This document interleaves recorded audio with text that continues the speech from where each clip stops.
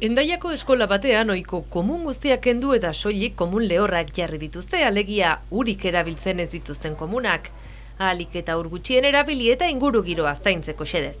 Ideia innovadore bat bezala ikusi dugu eta ingurumenaren errespetua erakusten dugu hori egiten. Ja ez daude ureko komunak, bakarrik lehorra.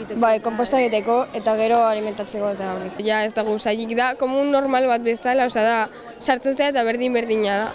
Bakarrik aldatzen da, gero nola tratatzen da gure kaka eta gure pixa.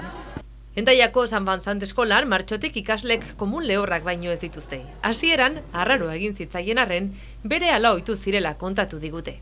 Hasieran pixka arraroa, baina gero ja akustumbratu gara eta. Estapenean zerbait berria, baina gero junginen ezagutzen eta azkenean oso ideia ona iruditu zait. Pixa egiteko komuna eta kaka egitekoa ezberdinduta daude. Azken honetan esaterako azpialdeko zulo batera erortzen da.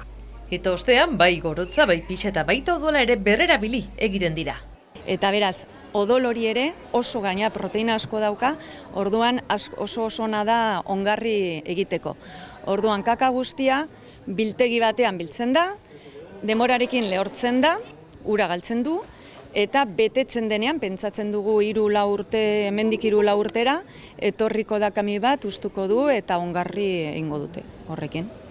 Frantziako hainbat eskolek jada komun lehorrak jarri dituzten arren, zentro hau izanen da lehena guztia berrerabiltzea erabaki eta horretarako baliabideak jarri dituena. Mantenimendu lanarekin batera eta batez ere sentsibilizazio lanari esker. Pixa guztia erabilgarria da eta erabiliko da.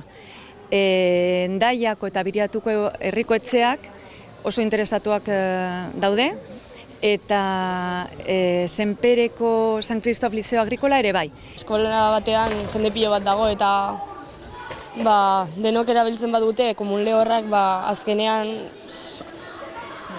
ura pila bat ekonomizatzen dago. Izan ere, komun lehorrak jartzeko erabakia proiektu orokorrago baten baitan sartzen da. San Banzant eskolako lehentasuna baita ingurumen heziketa.